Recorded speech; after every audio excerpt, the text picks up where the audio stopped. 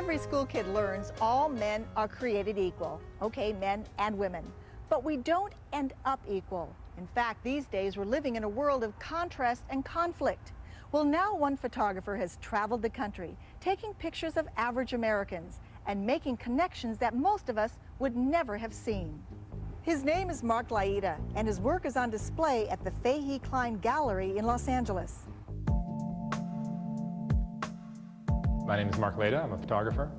The name of the project is Created Equal. I'm trying to show how, we're all really the same. If you really peel off all the stuff we've picked up from our careers and from our environment and our upbringing and all that stuff, basically we're all, we all boil down to being the same thing. Paired up in these images, you start seeing that we're all very similar rather than, we're all connected rather than very separate. And that's why they're all lit exactly the same, and the background's exactly the same, the camera angle, everything is exactly the same. I've been doing it since '99, so it's been about 7 years now. Been to every state of the lower 48 states, and I just tried to find somebody interesting that kind of represents each state. My wife says it's kind of like looking for a rare, butterfly in the rainforest or something, because that's kind of what I'm doing. I'm not looking for just like the people that are easy to find, but typically people that are really hard to find. Like the Klansmen or polygamists or pimps or prostitutes or bikers or altar boys, things that aren't necessarily like at the shopping mall waiting for you. Those are the kind of shots I really was looking for, not the easy ones.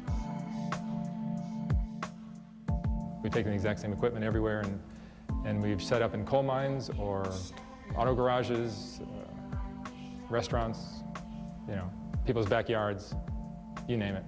This little mini studio that we have, we set up, literally, we're able to do it now in about 6 minutes. My assistant and I will set up super fast, we'll shoot, and the whole thing's over and done in 10 minutes.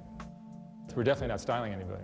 Sitting on a bench of an abandoned building with his bottle of liquor in his hand, I said, "Can I photograph you?" And we shot the coal miners literally 30 seconds after they got off their shift. They come out in a train and boom, we shoot them. People love being photographed, I think. They feel honored. They feel like, wow, somebody's really finally respecting me.